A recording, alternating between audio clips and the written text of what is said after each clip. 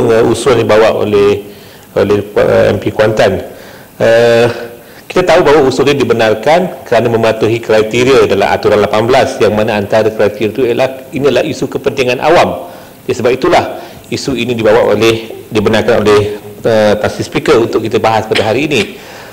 Saya hanya ingin memfokuskan tentang apa yang dikatakan oleh ahli parlimen Kuantan tadi, bahawa beliau sebagai ahli parlimen dinafikan hak untuk dapat pergi ke tempat itu sebagai seorang ahli parlimen menjalankan peranannya untuk mendapatkan info yang lebih jelas dan untuk dapat membantu dari segi mencari penyelesaian kepada isu ini.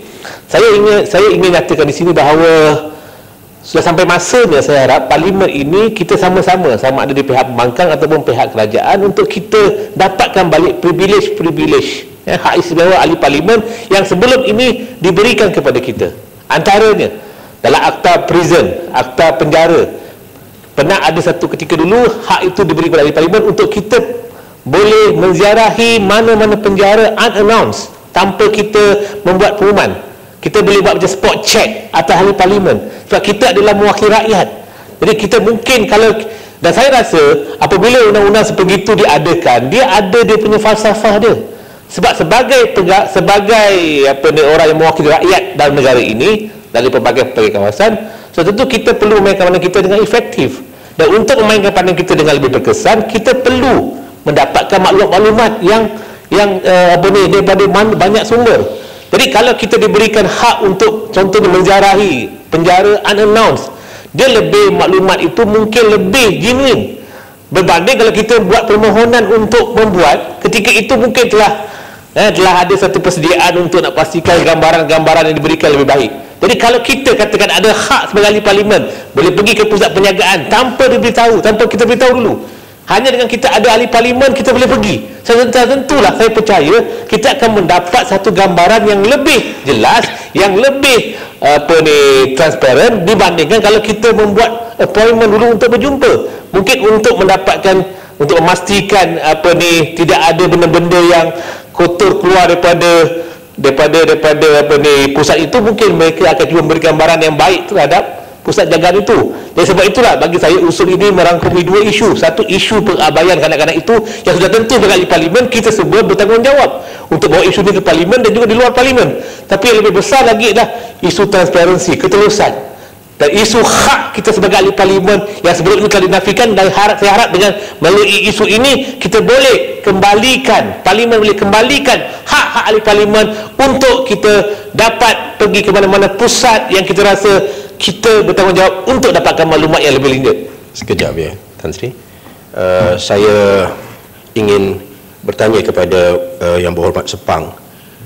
Ini merupakan prinsipal check and balance, ya, yang mana di tempat-tempat seperti itu, penjara, pusat penjagaan kanak-kanak, anak yatim, pusat pemulihan dadah dan sebagainya, dia ada satu suasana di mana pihak pengurusan tu dia berkuasa sepenuhnya. Maka dengan adanya hak bagi ahli parlimen untuk melawat, ianya akan menentukan bahawa ada check and balance. Begitu juga dengan NGO, begitu juga dengan wartawan. Dan saya merasakan bahawa ini sepatutnya satu amalan yang digalakkan, di mana perlu ada check and balance supaya kita boleh elak kes yang seperti mana yang diceritakan oleh YB Kuantan, dan juga kisah kematian dalam lokap sebagai contoh, ya. Ini semua oleh kerana ada kuasa yang mutlak ke atas orang yang dijaga, maka prinsip check and balance itu amat penting untuk kita pertahankan. Apa pandangan YB Sepang? Sekali Yang Berhormat, Boleh. Saya ada pengalaman sendiri, tuan yang betul. Saya nak masuk Majlis Perbandaran Kuantan tak boleh. Ahli parlimen Indo Mokoto nak masuk Majlis Perbandaran Kuantan tak beri. Tapi nasib baik saya ni orang Kuantan. YB Kuantan dia orang Berala. Saya kata saya nak masuk, nak jumpa pegawai, dia kata tak bagi. Saya kata kalau tak bagi, ini bukan pejabat bapa awak. Bila kata gitu dia paksa bagilah. Jadi dia mengajar saya menjadi bersikap comel. Jadi inilah satu benda yang apa ni lah.